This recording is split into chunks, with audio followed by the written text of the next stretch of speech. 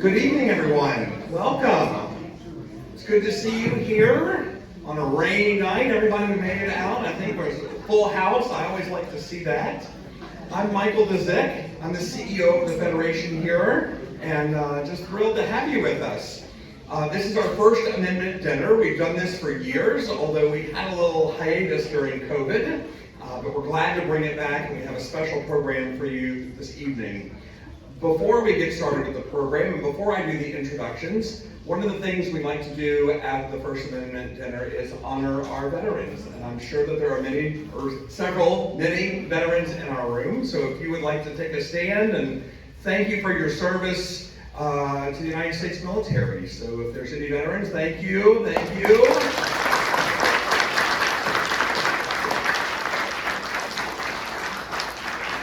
We appreciate you keeping us safe and giving us the freedoms that some of which we're going to talk about tonight. So we have a wonderful program, and excuse me for having to put my glasses on. Welcome to my 50s. First, I want to introduce Amy Cohen. Amy is a member of our Jewish community here in Chattanooga, a longtime friend of mine, but also an educator, a Jewish educator, a chaplain, and somebody who is quite passionate about this topic. And Amy, thank you for volunteering to lead this and moderate this conversation. Also with us and visiting us is Nadine Strosson. She's the past president and the first woman president of the ACLU. Yeah, we can applaud that for sure. And a long tenure from 1991 to 2008. Mrs. Strosson is a leading expert and frequent speaker and media commentator on constitutional law and civil liberties, and has testified before Congress on multiple occasions. She serves on the advisory boards of the ACLU, Academic Freedom Alliance, Heterodox Academy, National Coalition Against Censorship, and the University of Austin. When Mrs. Strosson stepped down as the ACL president, which I found this very unique, 3 very ideological diverse Supreme Court justices participated in her going away tribute luncheon. Ruth Bader Ginsburg, David Souter, and Antonin Scalia. I think I would have paid to see the 3 of them out there today. The National Law Journal has named Strosson one of America's 100 most influential lawyers, and several other publications have named her one of the country's most influential women. Ms. Strosson has written several books on free speech and also has a 3-hour documentary film series on free speech that was released on PBS in 2023, and it's still available on YouTube. Ms. Strosson has made thousands, literally thousands, of public presentations before diverse audiences around the world, including to more than 500 different campuses and in many foreign countries, and she has appeared on virtually every national TV news program. Ms. Strosson graduated Phi Beta Kappa from Harvard College and magna cum laude from Harvard Law School. Before becoming a law professor, she practiced law in Minneapolis, her hometown, as well as New York City.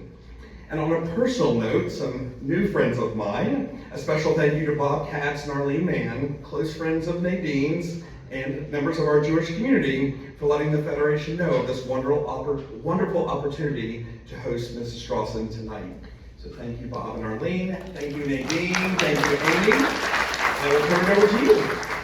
Thank you for that very, very kind introduction and for the warm welcome. And thanks again to Bob and Arlene and to Mike for facilitating this, and to Amy for being my kind interviewer, conversation partner.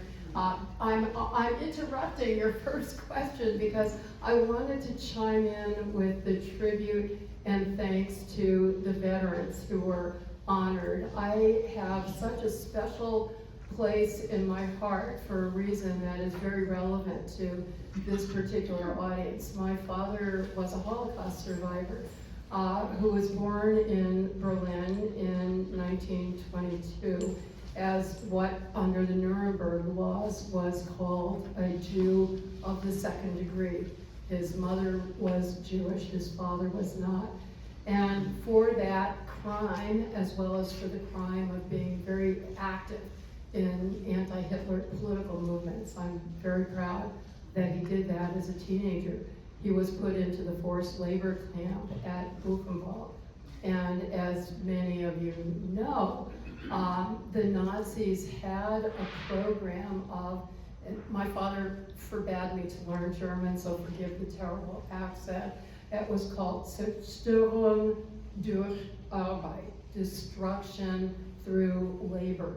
It was intended that the inmates, the prisoners in the forced labor camps, would die a slow and agonizing death. Not that death by gas was a pleasant option. In addition to the genocide, they also had a program of eugenocide and sterilizing the undesirables. And my father, being both a half-Jew and a Hitler opponent, was definitely undesirable from their perspective, and he literally had a specific date to be sterilized.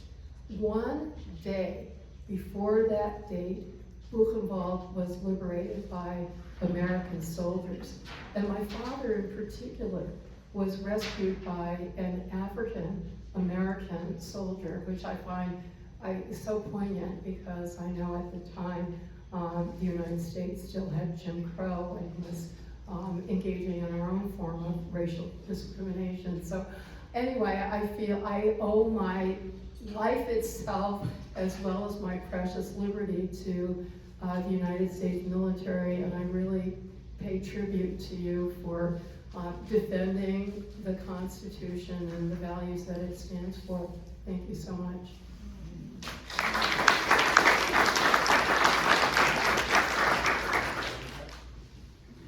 Thank you for opening with that beautiful, beautiful, poignant story.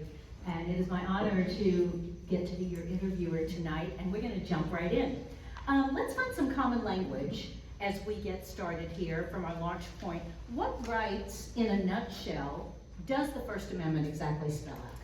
It's an interesting question, Amy, because I've seen occasional stories about how few Americans can answer that question unless they are naturalized citizens. In which case, but how many different rights are there in the First Amendment? Just I'd love to hear some shout outs on that. Well, depending on how you count it, it's either 5 or 6. And the reason is that there are 2 of them that have to do with religion, which sometimes are treated as 2 separate ones, but sometimes as a single one.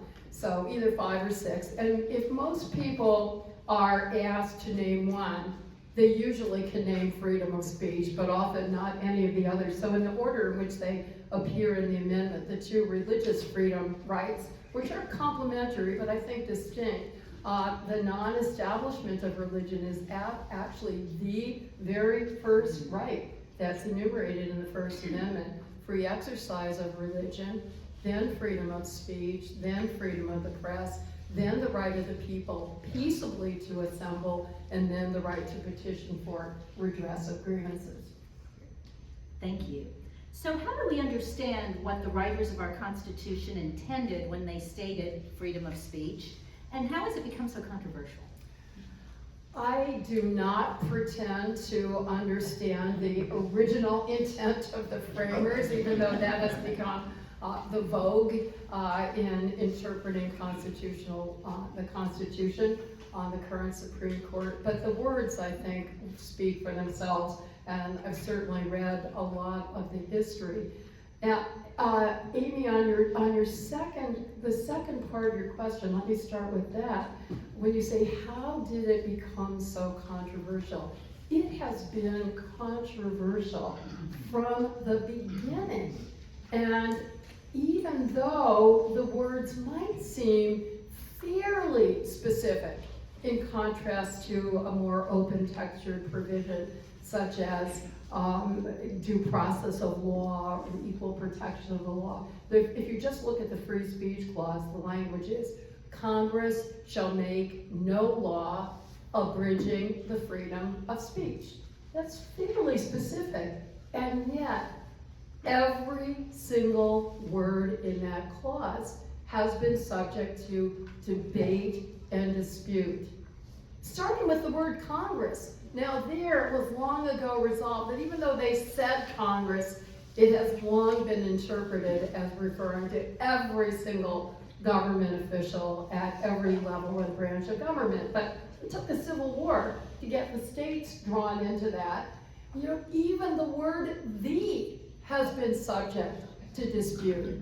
Antonin Scalia, one of my friends, famously would say, well, the definite article, "the" freedom of speech, meant that it was referring to a specific concept of freedom of speech, namely what the framers intended, namely what existed under the law and practice at the time, as opposed to, oh, you loosey-goosey liberals who are, you know, talking about just a more general concept of freedom of speech. So make no mistake about it, it has been controversial from the beginning, but the controversy until extremely recently in American history was resolved against freedom of speech.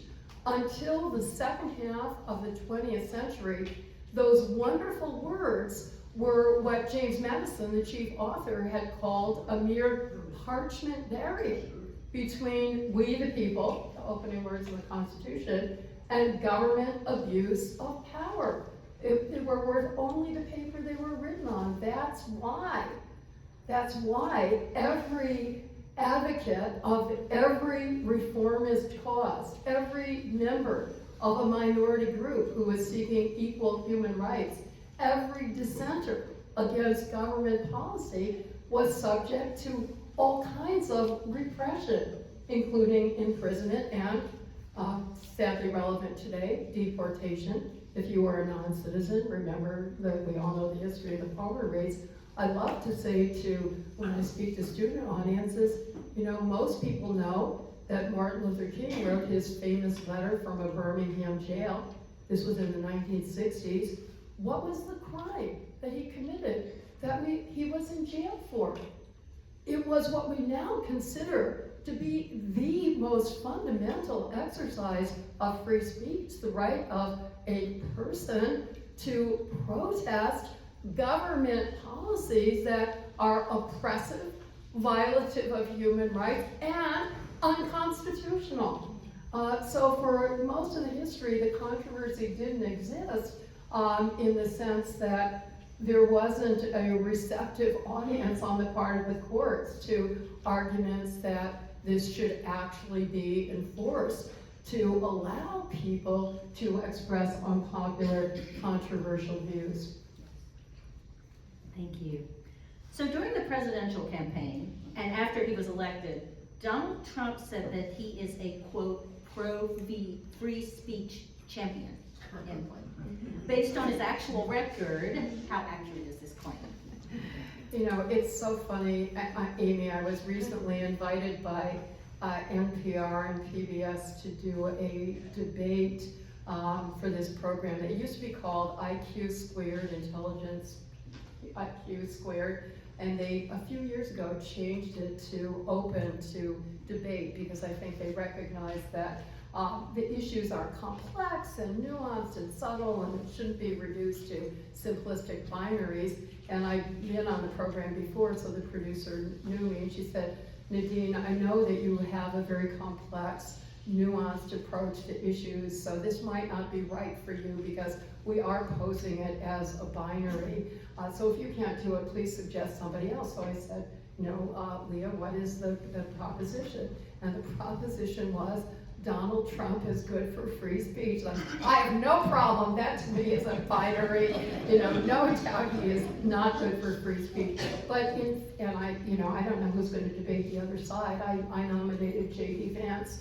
I don't know who's going to reach that conclusion. But in fairness, as I did point out to her, I would have the same answer for every president under whom I have worked on civil liberties, including free speech issues. They have all been bad for free speech, and to the best of my knowledge, that's true of every government official. And you know, what's interesting is that they still do not, they still see themselves as defending free speech. And I'm going to go beyond the government, because for decades now, I have debated every major proponent of every position that I consider to be a sensorial one. My first invitation for this wonderful trip to Tennessee is to go to Knoxville at the University of Tennessee. There I'm going to be debating your Attorney General, Jonathan Skrmetti, and who I see as having advocated and implemented a number of laws that I see as sensorial laws, and so far the courts have agreed. Forgive me, I'm ridiculously superstitious. But he and Donald Trump and everybody else will never describe what I see as repressive measures and what courts see as sensorial measures as censorship. They say, I believe in free speech, but this isn't speech. This is harm, and this is violence, and this is danger, or this is marginalization of minority voices. And so this isn't censorship. This is protecting national security. This is protecting children's welfare. This is protecting women's dignity, and so forth. So I take some comfort that the C word, censorship, is a dirty word, and that free speech is something that is positive. And this maps out onto public opinion surveys, which I follow very closely, and we're getting them regularly and recently. And let me tell you, recent surveys continue to show that the vast majority of people in this country say that we support free speech. But then you drill down into the details. Would you support speech for a controversial, they list various controversial ideas, including burning the and all of the ideas are protected under the First Amendment. All the expression is protected. What about burning the American flag? Suddenly there's an enormous dropout. More from the right than from the left in terms of dropping off. Well, what about pornography that is degrading or demeaning to women? The support drops off enormously on the left. And most recently, especially among young people, what about speech that conveys ideas that are discriminatory or hateful toward racial, ethnic, gender, etc. minorities? And we have only a small and shrinking minority of people support that speech. So, Trump is egregious in his violations of free speech, but he has a lot of company. Let me, do people know that Barack Obama, and it does relate to some of the violations that Trump is engaging in now, but Barack Obama his administration brought more prosecutions against government whistleblowers who are seeking to expose corruption and fraud and constitutional violations on the part of various government officials under the infamous Espionage Act that went back to World War I. Under the Obama administrations, there were more prosecutions under that law than in all prior administrations added together. And now we have Trump going back even further in history to the notorious Alien and Sedition Act. So unfortunately, it's a tendency that all government officials are engaged in. And I say this because if Trump were not president, we would still be having these problems. And I urge everybody, no matter what your politics are, to please speak up constantly and consistently against all government violations of fundamental freedoms, even if it is in service of a policy that you support. Because make no mistake about it, once the principle is eroded, the next president is going to come along and use that principle to erode policies that you support. In other words, you're going to have to neutrally defend these principles regardless of what your views are on the particular policy issues. Thank you. I wanted to bring a little bit of Jewish teaching in tonight, and one of my favorite aspects of Jewish teaching is that we're reminded to be careful with our words. because words used carelessly can cause harm. So does freedom of speech assume that words are harmless? And so how do we understand the current anti-Semitic hate speech and the actions under the umbrella of this First Amendment? That is a great question, but I don't want to leave the subject of Donald Trump without showing you my favorite prop, which it's not what you think it is. I'm going to have to depend on Amy to tell you what it says. It doesn't fit. Make J.S. Mill great again. Make John Stuart Mill great again. So, John Stuart Mill being one of the great philosophers and defenders of free speech. We defend free, and I got this from a Czech human rights organization where I spoke a couple of years ago. I thought it was just so clever. I got it as a present. So one of the canards that is often voiced about those of us who defend free speech, including the United States Supreme Court, which despite all of its debates on other issues, is pretty strongly united in protecting freedom for controversial speech. All of the controversial topics that substantial pluralities or even majorities of the public don't want to protect are consistently protected by the justices from left to right. And in one of the recent cases in which the Supreme Court upheld freedom for hateful speech, and it was from an organization called the Westboro Baptist Church, and you may remember they were the ones who demonstrate outside the funerals of fallen military officers, and they're anti-military, and they're anti-gay, and they're anti-Catholic, basically they hate everybody who's not a member of their church. And they, in a decision in which there was only one dissent, the Supreme Court upheld their right to engage in this hateful expression. And Chief Justice Roberts wrote the opinion. He said, make no mistake about it. We recognize that this expression is very harmful. And he specifically cited evidence that had been submitted on the part of the father of somebody who had been killed in Iraq, a member of the Marine Corps, and saying that he had psychological harm, he was tormented, he couldn't sleep, there were physiological manifestations of his emotional distress from he didn't see it at the time, but he watched TV coverage and he saw these protests at his son's funeral. And so Chief Justice Roberts acknowledged that there is harm. And he said, we uphold freedom of speech, not because of the view that it doesn't cause harm. To the contrary, we defend speech precisely because it is so powerful. And that power can do great harm as well as great good. Thank you. What exactly? I think I should finish that. So Okay. why do, yeah, Yeah. the court didn't say that, but I had my own PS here, in which they said another part of the opinion. Why do we defend free speech despite the fact that it does great harm?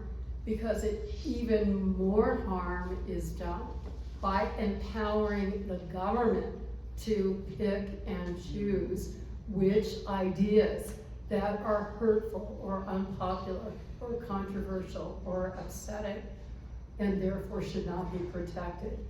If the speech does directly cause or imminently threaten certain specific serious harm, if there's that tight causal connection, and you're not punishing the speech solely because of dislike of the idea, or solely because of a more remote, speculative potential connection between the speech and harm, then it can and should be punished. So there's some examples that you've heard: intentional incitement of imminent violence that's likely to happen imminently, or a targeted true threat that intends to and instills reasonable fear on the part of the target that they will be subject to discrimination, subject to violence, targeted harassment or bullying, which has been a major issue on campuses, as the Trump administration is arguing, and the Brandeis Center and other private litigants are arguing that campuses have allowed Jewish students and Israeli students and Islam, Muslim and Palestinian students to be subject to targeted harassment if those factual allegations are proven that speech is not protected. I'm interested to know what exactly Jewish tradition says concerning free speech, and how does this tie in to our government's First Amendment standard? I was telling Amy, I did not have the benefit of a Jewish education. I was raised as a Unitarian, which was very interesting. But I miss the Jewish background, which I have studied as much as time allows. And I've collected from various sources some of the many connections between Jewish law and Jewish tradition and free speech. I do think it's not a coincidence that the most eloquent and the earliest explication of freedom of speech on the United States Supreme Court, speaking for just himself and one other justice at the time, came from Louis Brandeis, who was the first Jewish justice on the Supreme Court, because the more I've read about the Jewish tradition, the more I see it overlaps with Brandeis's view, and he was the one who first phrased what I paraphrased earlier as the emergency concept, that if and only if there is a tight and direct connection between the speech and immediate harm or imminent harm that can't be averted in any other way, only then may you suppress the speech. If there's not an emergency, the answer to speech you dislike is more speech, education, information. Well, how Jewish is that? So I have a couple of quotations that I'd love to share. One is more in the background, but I think it's amazing. I did a talk quite a few years ago at the Jewish Theological Seminary in New York, and one of the rabbis there gave this quote to me, talking about the pivotal role that speech has played in the Jewish faith from the very beginning. He said, God created the world through the medium of speech by speaking aloud the words, "Let there be light." This teaches that words have a lasting creative power, and that the ability to use words creatively is an essential aspect of God's unique nature. It is thus of surpassing importance that God created the first human being in his form, specifically by endowing him with that specifically unique feature of divinity, the power of speech. And now this is from somebody I've been pleased to collaborate with, the Rabbi David Wolpe. We both worked together on Sapir, Brett Stevens' wonderful journal, and they're now engaging in other enterprises as well. And a couple of years ago, Sapir had a collection of essays on Jews and cancel culture, and David Wolpe wrote an essay that was called, I love the title, "To Err is Human, to Disagree, Jewish." And you see it, he says, under both Jewish tradition and the first, this is my introduction to the statement. So under both Jewish tradition and the First Amendment, the appropriate response to any idea we find hateful or disagreeable is not suppression, but argument, counter speech. So Wolpe said, a student of Talmud is a student of argument. The Talmud contains an argument on almost every page. It rejects a binary approach. Jewish texts preserve minority opinions in recognition that answers to complicated questions can evolve over time. And then one final quote from, this is Rabbi Wolpe is quoting the esteemed 16th century Talmudic scholar, the Maharal of Prague, who says, so this is from the 16th century, and think about this in the context of debates about hate speech, including anti-Semitic speech today. It is improper to dismiss anything that contradicts your view, even if the words run counter to your belief or religion. One should not say to the speaker, "Do not speak, shut your mouth," for otherwise the true religion would not be clarified. And I think that's just so powerful. If people have hateful thoughts or discriminatory ideas, aren't we better off knowing it than not knowing it? Having the opportunity to dissuade them, to open their minds. And I find this argument supported very strongly by law enforcement officials who really reject the idea of suppressing hateful speech, because it will then just go into the dark web where their speech can't be monitored. You can't track plans for actually engaging in violent action, much less try to change people's hearts and minds, which can and has been done. Thank you. I love the beautiful Jewish quotes and stories. Well, you're the lovely, lovely. So let's get specific now. And Nadine and I were just discussing this minutes before the program started. The new news of today. The Trump administration has threatened and implemented defunding of Columbia and other universities in order, it says, to counter anti-Semitic harassment and other hate speech on those campuses. Many ideologically diverse critics have said that these steps violate free speech and academic freedom principles. Do they? Yes, very, very clearly. And I say that not at all as an apologist for Columbia, Harvard, the whole litany of schools that I think the evidence shows have tolerated anti-Semitic harassment. I say that based on having read the complaints and lawsuits that have been brought against these universities. Now, to be sure, complaints, for all the lawyers know that it's only an allegation, it hasn't yet been proven in court. But so far, a number of judges have rejected motions to dismiss on the basis of enough evidence that at least a big percentage of the allegations are true. And we know before that, through media coverage, it was quite apparent that many schools have had a double standard, that you could say anything that was arguably offensive to somebody who was purporting to speak on behalf of some other minority group, even if you were talking about a serious policy issue.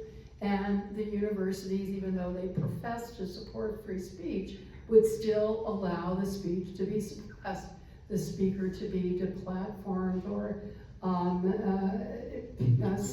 canceled, firing of professors, suspension of students for saying things that were deemed offensive to various other minority groups, but then suddenly discovering a support for free speech in the context of anti-Semitic speech. So that double standard is not only morally offensive, but is inconsistent with what the Supreme Court has called the bedrock principle of free speech, viewpoint neutrality, that government must remain neutral with respect to the viewpoint of speech. So you can't say, we're going to allow offensive anti-Semitic speech, but we're not going to allow offensive anti-Black, anti-LGBTQ speech, etc. And by the way, the private universities that we're talking about have all voluntarily stated and contractually committed themselves to adhere to First Amendment standards by adopting free speech policies and principles.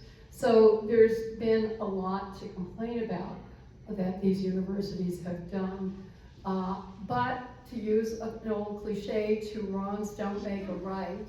And I think the disproportionate, harsh punishment that is violating all of a whole litany of substantive and procedural standards in the statutes that are purportedly being enforced, starting with Title VI of the Civil Rights Act, not to mention the First Amendment, give very strong legal grounds to challenge the overbearing reactions. And I can't even keep track of all of the litigation, but Columbia, for example, famously or infamously chose not to directly challenge Trump's demands that it change its curriculum, change its admission standards, put a department in receivership, change its free speech policies. I mean, change how it teaches certain courses. I mean, all of these demands are violating fundamental principles of institutional autonomy as well as individual freedom of speech, freedom of conscience, the right to research, the right to teach, not subject to any external political pressure, subject to be sure of the pure standards of your own academic discipline. And not only was that done substantively violative of the First Amendment principles, but not even consistent with the statute that is supposedly being enforced. I don't want to go into too much detail, which I realize I'm doing, but not surprisingly, Title VI requires that before funds can be removed from a beneficiary, there has to be notice of exactly what steps you have taken or not taken that violate the law. That was not done. There has to be an opportunity to remediate on the part of the university. That was not done. There has to be negotiation about what additional steps should be taken. That was not done.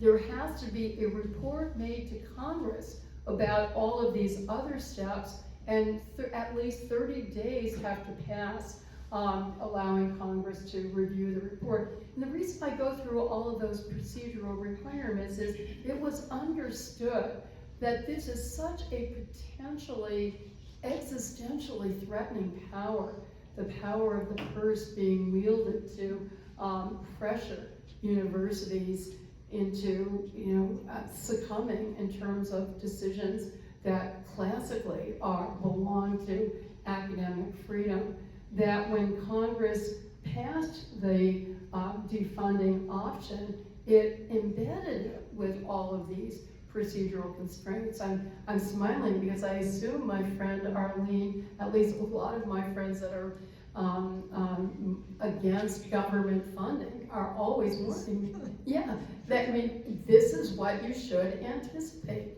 That if you have the power of the purse, he who pays the piper calls the tune, and it's an inherent difficulty and problem, and Congress recognizing that, at least compromise by trying to make it hard to withdraw the funding, and this is the first time that this has been done. But you could say, we told you so, we warned you.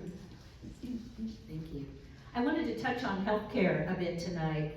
Recently, we've seen with regard to issues of healthcare, COVID, the measles, for example, the disinformation runs rampant in our press. So what does the First Amendment say about both protected and punishable disinformation in a democracy, and how do we assess what is the truth? I'd like to start with the last question, because the truth is certainly not something that I want to leave up to any government commissar to decide. And that means I don't want to leave it up to any government official to decide what is disinformation or what is misinformation. As we saw in the context of COVID, just think about it. At the beginning of the pandemic, for anybody, even the most serious, reputable scientists, distinguished professors at major universities who even dared to question the theories of the origin of COVID, to even suggest that we ought to investigate the lab leak theory, who even dared to question the mask mandates and the school shutdown mandates. They were accused and convicted, but without any due process, of engaging not only in disinformation and misinformation, but hate speech, right? It was deemed to be anti-Asian, anti-Chinese hate speech to raise the lab leak theory, and careers were ruined. And the Biden administration, there's a lot of evidence about this in a case that went to the Supreme Court, put enormous pressure on social media companies to deplatform people who were raising these questions. Now, I assume we have some scientists in the audience, and scientists know that the essence of the scientific method is every idea, every hypothesis, every theory has to be subject to debate, to questioning. And that is how we approach closer and closer to the truth.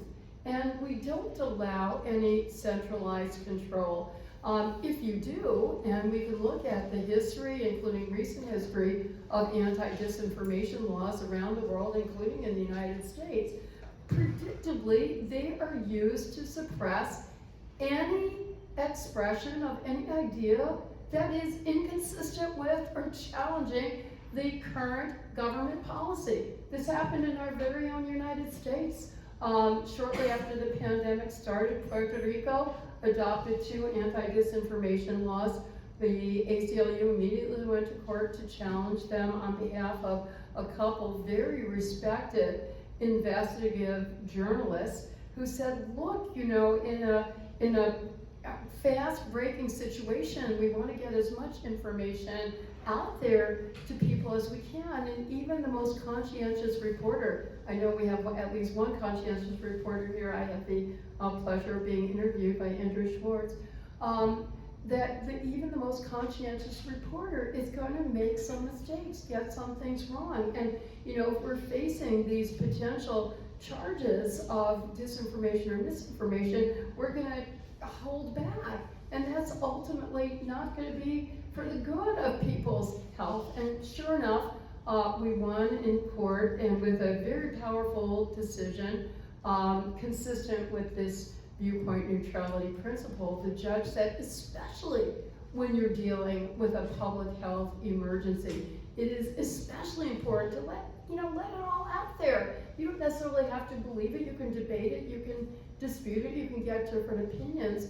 But ultimately, free flow of information, some of which is going to be false, is better for people's health as well as for liberty. Now again, as I said, with respect to hate speech, there are some specific types of disinformation that our legal system has correctly recognized satisfy the emergency principle. Thank you, Louis Brandeis. And cause enough direct, specific harm that they may be punished. And you know, some of them, defamation, you know, it's a tough standard, but it's a standard that can be satisfied where you're intentionally or recklessly damaging somebody's reputation, causing demonstrable, tangible injury. Fraud, where you're intentionally misleading somebody in a way that you intend them to rely on your misstatements to their financial detriment. Perjury in a court of law, where you're polluting the rule of law and due process. Thank you. Before we wrap up, since we brought Nadine to Tennessee, I thought we really needed to ask her something specific going on in our state, see if we could get a little insight. So Tennessee is one of many states that recently have adopted age verification requirements for accessing social media. The Supreme Court recently heard arguments about whether these requirements violate the First Amendment, and what is your assessment of this? I was quite disturbed at how the Supreme Court argument went, but let me tell you that the precedent is very strongly against the constitutionality of these kinds of laws. And to the best of my knowledge, every single lower court, with one exception, that has ruled on these kinds of laws has held them to be unconstitutional. Not at all, again, for reasons of denying the potential harm of young children accessing certain material on social media, but because there are, to use a legal term, less speech restrictive alternatives that are more effective in actually protecting the children. So I want to start by saying these laws really do not protect kids from any access to any information at all, because they are geographically specific. Even though a number of states have adopted the laws, not all states have, and certainly most other countries have not. So through something called VPN, Virtual Private Network, which I read a study that shows like about 50% of even adolescents access social media through VPNs, these laws have absolutely no impact at all. There's another reason, another way that the laws are not protecting the kids. It's another technological consideration, which I'm forgetting. But what the Supreme Court has upheld and let me say, in addition to not protecting kids from the material that the parents or the legislators don't want them to have access to, the laws do prevent, or at least strongly deter, adults from having access to the material. And by the way, the material that we're talking about is all constitutionally protected. It is not within the narrow category of sexual expression that can be completely banned, which is called obscenity. So we're talking about material that some people would consider indecent or patently offensive, but it's clearly constitutionally protected. And those vague terms cover a lot of material, including classic works of literature and art, information about sexual health, about reproductive freedom, so forth. So, you may be thinking of what you consider to be offensive material, but please understand it includes a lot of important health protecting and beneficial material for minors as well, that a lot of parents do want their kids to see, at least before the age of 18. Many adults will be deterred from accessing these sites if they have to go through the age verification process, because that violates their privacy. And we know that there are all kinds of security breaches, and that one of the major forms of identity theft and extortion online is threatening to release people's accessing of sexually oriented websites. So there are a lot of downsides and not much upside. And what is advocated as a less restrictive alternative, which the law sensibly says, if you can achieve the same child protective goals with a less speech restrictive alternative, you must do that. And the evidence shows that rather than blocking at the source of the information, which is what these laws do, you have end user, device-specific controls. That is more effective because the parent can program it, and many of the devices come automatically with a default programming against minors' access unless the parent takes the initiative to allow the access, and so you get around all of the technological limitations that make the age verification ineffective. So I think it's the worst of both worlds. It does deny liberty for kids who do have First Amendment rights, and for their parents who have the right to make their own decision about how to raise their own kids and what their own kids should be exposed to. And it doesn't really effectively serve the state's goal of shielding kids from certain material. Thank you. I have one last quick, simple question, and then we're going to open it to you to see if you have any questions you'd like to ask. The questions are simple, the answers are complex. Oh, that's true. You're exactly right. So, what can we do day to day to stand strong for what we feel is just in our world? Oh, thank you so much. I think I had a Jewish quote on that theme. It resonates so much with my civil liberties values, but let me see if I can get that here. Yes, this is from a Hebrew college professor named Jane Kanara, and she explains that there is a central Jewish right and duty to speak out against injustice, which is certainly what I see as a right and duty from the perspective of civil liberties, human rights activist. She says, the freedom to speak out rests at the core of the Jewish religious experience. This is demonstrated by the prophets' frank outspokenness against societal wrongs. This prophetic model encourages all of us to speak out when we deem it necessary to right a wrong, even in the face of a powerful political authority. In fact, dissenting and critical expression pervades the Bible. Not only the prophets who chastised their neighbors and ruling powers alike, but also Job asserting his innocence and Abraham even arguing with God.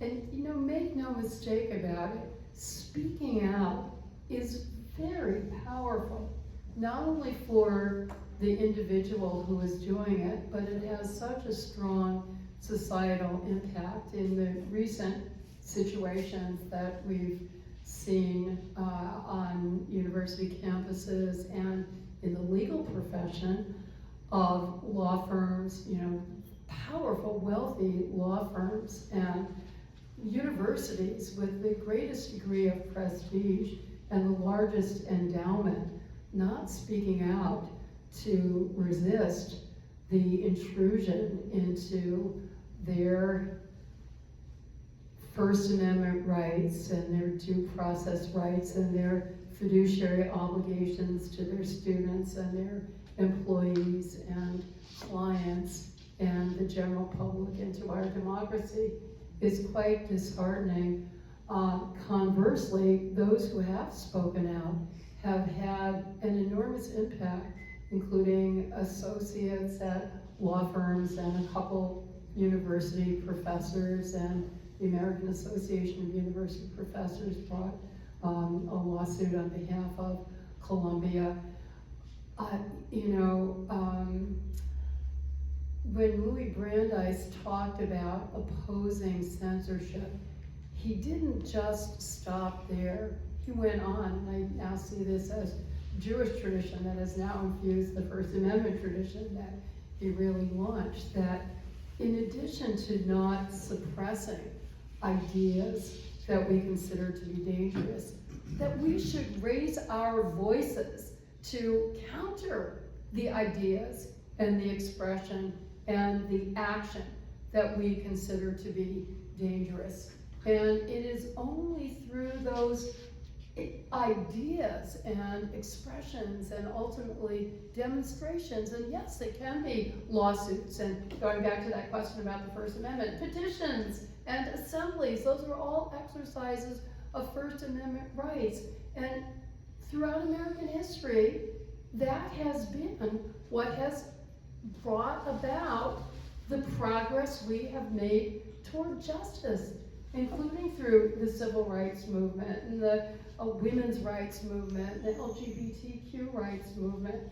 So please stand up, speak up. Remember, we all know that we have the right to remain silent, but I think the most important right is the right not to remain silent. Please exercise it, and thank you for doing it.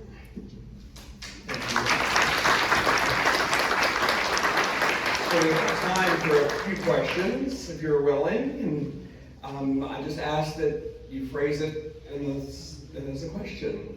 So it's the questions and answers section. David. First of all, thanks for coming to Chattanooga. So somebody phrased this, I think, recently as a $64,000 question. I think it probably needs to be adjusted up for inflation. There's been a lot of speculation, right, looking to the courts as sort of the bulwark against actions that are likely unconstitutional by the current administration. But of course, the courts are limited in their ability to enforce their own orders. So what happened, we've sort of seen a little bit of this at the district court level, but I just want to see if you have thoughts about what happens, right, when the Supreme Court makes a ruling and the president and the administration decide not to follow. Fortunately, we have not yet crossed that bridge, although as you say, we've come what seems perilously close to maybe a hair's breadth away. And I don't know what would happen. Seriously, that's, if they're a student of history here, I don't know of another example in American history where that has happened. There's been rhetoric threatening it, and I haven't even followed everything that Trump has said. I don't think he has said that he would defy a court order. I think, he's challenging it in every other way, or his lawyers are challenging it in every other way, including appeal, but maybe somebody else has more information. I had an experience yesterday that you need to hear about. Can you wait for 1 second, What? please, because I think we Oh, might. sorry, I missed, yes. We might have another answer, because I can't answer it. Well, mine was actually a follow-up on Yeah. his question, which was, I never heard the final outcome when Biden waived all these student loans that the Supreme Court said was unconstitutional. I never heard that people have to pay that back, or did just nothing happen? Again, as I always tell my students, don't be embarrassed if you don't know the answer to something, just say, I don't know, but it's interesting that you raised that, because it's an example of excessive use of executive power. Going to one of your earlier questions, Amy, Trump certainly has issued a lot of executive orders that, in my view, and more importantly, the view of courts, exceed the proper bounds of executive power, but he's certainly not the first to do that. And that's one example where Biden did it, and Obama certainly did it as well, including the immigration area. And it's a pattern. I thought what you were going to suggest, maybe this is what your question did suggest, that there's not an outright defiance of the court order, but there is an understandable interpretation of the order as narrowly as possible, and finding a way to, accomplish as much of your policy goal as you can through a different mechanism. We hear that reports that that's being done after the Supreme Court's decision ending racially based affirmative action in higher education, that schools are taking other steps to supposedly evade that. So I think it may be that more subtle kind of resistance to the court orders that we're going to see. I don't have the imagination to contemplate a president openly defying, expressly a court order, and Justice Department officials and other officials who would have to implement an action that a court has struck down. Would we see mass resignations? We are already seeing resignations, even from officials that Trump appointed, who don't want to engage in what they consider to be unconstitutional. I would hope that we would see that kind of resistance if we reach that hypothetical situation. Sorry. Thanks for coming. Well, one of the things that you pointed out is keeping quiet is not an effective tactic to demonstrate, to get change. This past week, we had a rally at the river, and we had close to 2,000 people out there. The newspaper did not report it at the same way we saw it. I wrote a letter to the editor, and I got a call from the editor-in-chief yesterday. And she said, Irv, we're going to publish your letter as you put it. I just want to make sure that you're telling us the way you see it. And so we do have a voice. Now, whether it's going to be effective, watch for the newspaper when you see the letter on Sunday. But she was very specific. I was complaining about their reporters, and she said, we need to hear that, and we're going to publish it. Thank you very much. Yes, sir. So how would you view RFK Jr.'s comments about vaccines, fluoridation, et cetera, in the context of the First Amendment as a government official in a position of great authority? First of all, I haven't been able to keep up with all the facts. I've heard reports that he's advocating vaccine for measles now. I don't know if that's accurate or not. Government officials have their own First Amendment rights, and the Supreme Court has said it's recognized a doctrine of government speech. If you object to what a government official says, you can't bring a lawsuit under the First Amendment. Your remedy is at the ballot box. And your remedy is also to do what is your name, Irv? Irv has done, write a letter to the editor, write articles, expose the disinformation in many ways, which certainly has been happening with RFK. Advise people not to follow his advice if you think that it's dangerous, advocate against his appointment, and so forth. But the government is elected to implement policies and advocate for policies that they prefer. Although government could not suppress an unpopular viewpoint that is voiced by a member of the public, a government official has no obligation to voice that unpopular position themselves. So you have to vote them out of office. We have time for one more. So Tennessee has a total abortion ban, and from what I understand, I'm sorry, forgive me, I grew up Catholic, I don't know a lot about like Jewish traditions or whatever, but from what I understand, from what I've read, is that abortion is considered a form of health care in Jewish tradition. Depending on the circumstances, and after talking with, a rabbi, you come to a conclusion. If someone were pregnant in the state of Tennessee, had that discussion with their rabbi, and came to the conclusion that abortion was the best option for them, would the state of Tennessee be infringing on her religious rights? I think that's an excellent question, and that is how I understand Jewish tradition. I'll turn to my expert here. And I understand that under Jewish law and tradition, there are some circumstances where there's at least arguably an obligation to have an abortion. And that's relevant because the free exercise of religion guaranteed in the First Amendment only prevents government from interfering with a religious obligation. So if it's simply consistent with your religion to have an abortion, but it's not mandated by your religious belief, that doesn't implicate the First Amendment. But if you had a religious duty to do something and it would violate your deep-seated religious belief, then I think there's a very strong argument that that would violate the First Amendment. We actually had, to the best of my knowledge, that has not been litigated, but there may be somebody who knows more about that than I do. We had one Supreme Court justice who believed very strongly that there was a double religious liberty guarantee for freedom of choice on abortion. That was John Paul Stevens.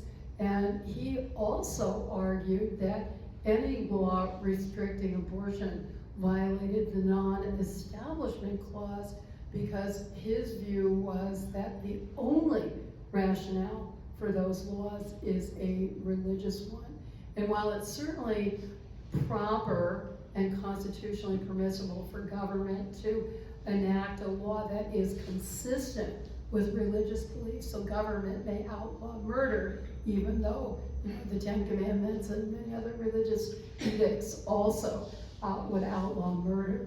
But there's a secular justification as well. But Stevens argued that no, there's no secular justification at all. It's only based reflecting a religious belief, but that was only a vote of one. Amy, thank you for leading the conversation. Nadine, we could not be, we're humbled by your coming here, taking a little detour from Nashville, Knoxville to come to Chattanooga, and thank you for being with us and sharing your wisdom with us. Thank you so much.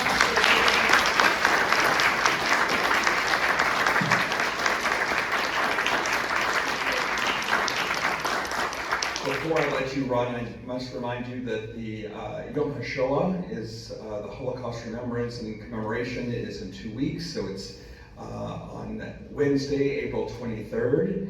We have two amazing pieces of the program. Allison Vick, who is a Tennessee Holocaust Commissioner, will be speaking, as well as, I think, where's his name? Banks. Dana and Sam Banks' nephew has done a short film called Malka, and we're going to be showing that here as well. He will be here to speak about his film as well. So we hope that you'll be here on April 23rd to remember those lost in the Holocaust.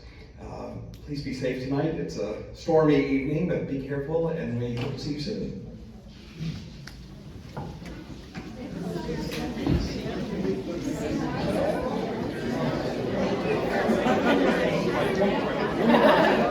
I'm not going to say no. That was so wonderful.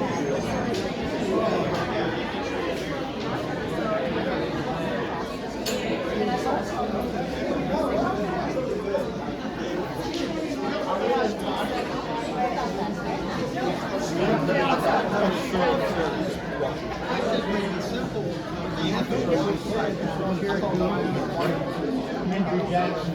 I've heard that that's an option. Well, they said he couldn't remove